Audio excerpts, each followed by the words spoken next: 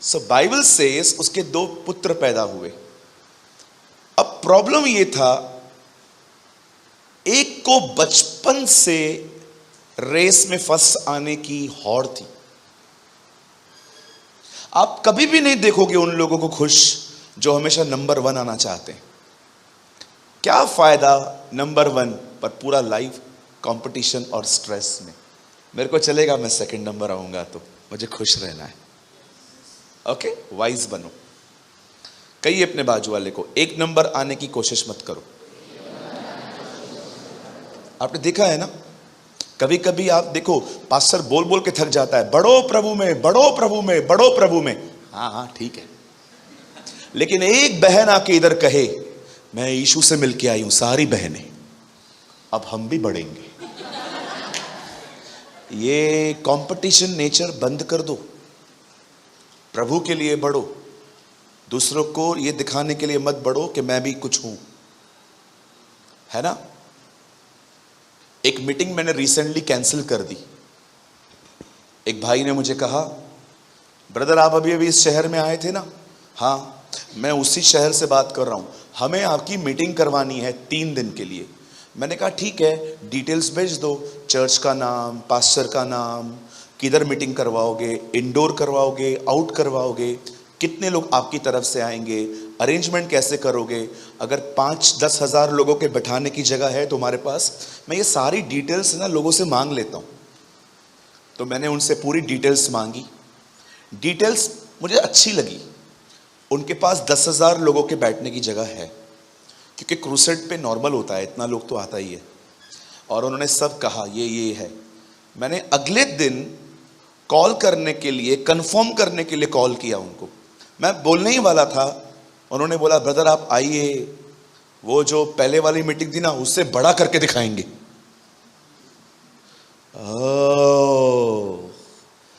मैंने कहा ठीक है ब्रदर, मैंने कॉल किया था आपको बताने के लिए, मैं आपको बताऊंगा।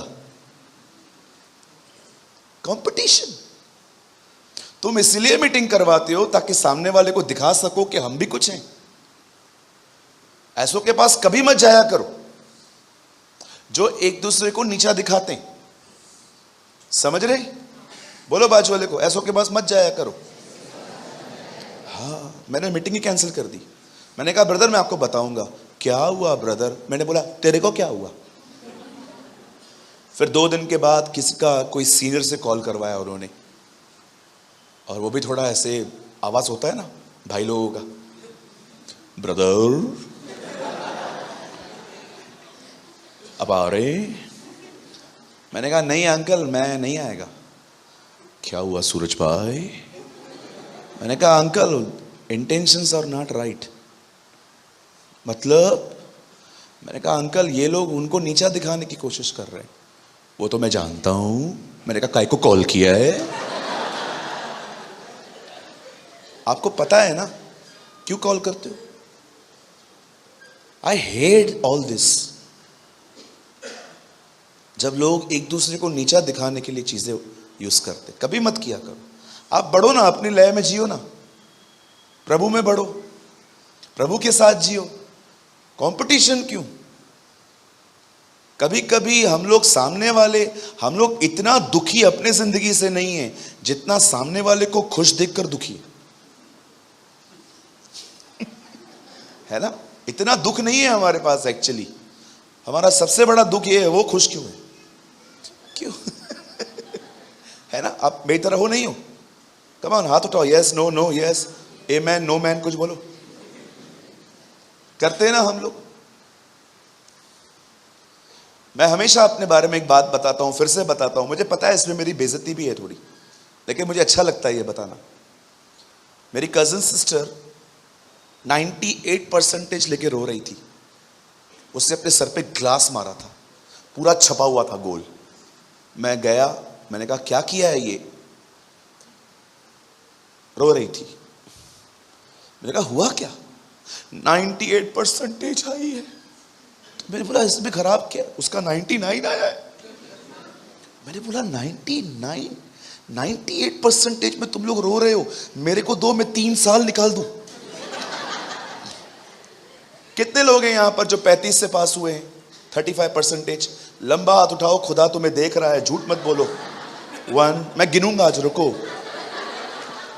1, 2, बहन तू भी, तू तो मुझे सीए लगती थी बहन। 1, 2, लंबा हाथ उठाओ। 3, 4, 5, 6, 7, 8। कितना करेज मिलता है ना जब ग्रुप बढ़ता है ऐसे लोगों का। भाइयों में से कोई 35%। देखो, हम लोग 3 साल निकाल लें। आप विश्वास करो, मैं 35 लेके पेड़े बांटता था, 1-1 किलो पेड़े बांटता था और हर एक को बोलता था पास पास पास। कंपटीशन क्यों? देखो, जिस बंदे को पता है कि उसके एग्जाम्स अच्छे नहीं गए हैं, उसके लिए पास होना तो मुर्दों में से जी उठने के समान है।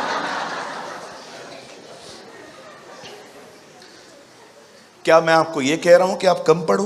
नो, मैं ये कह रहा हूं कंपटीशन मत करो। वो उधर, मैं इधर, खुश रहो ना। सक्सेसफुल बनना है स्ट्रेस में कि चलेगा थोड़ा कम रहेगा, मैं हैप्पी रहूं। हाँ,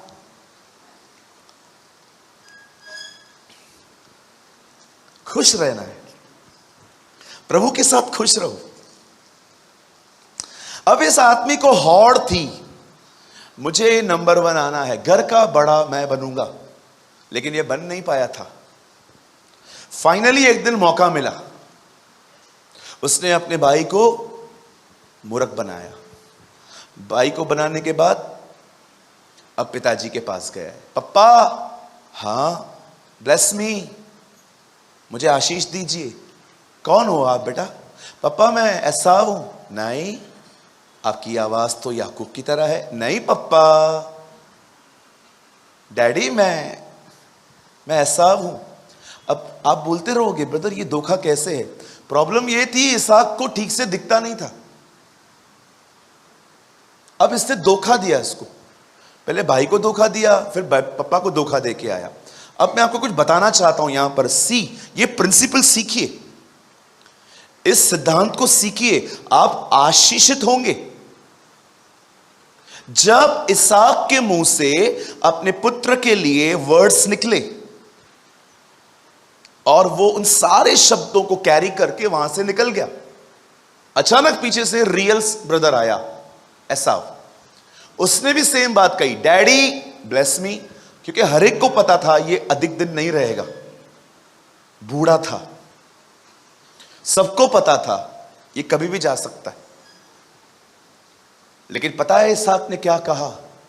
सन, तेरा ब्लेसिंग कोई लेके गया है।